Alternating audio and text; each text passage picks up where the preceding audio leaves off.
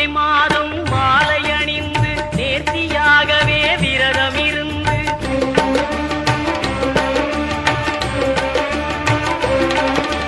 பார்த்த சாரதியின் மைந்தனே உன்னை பார்க்க வேண்டி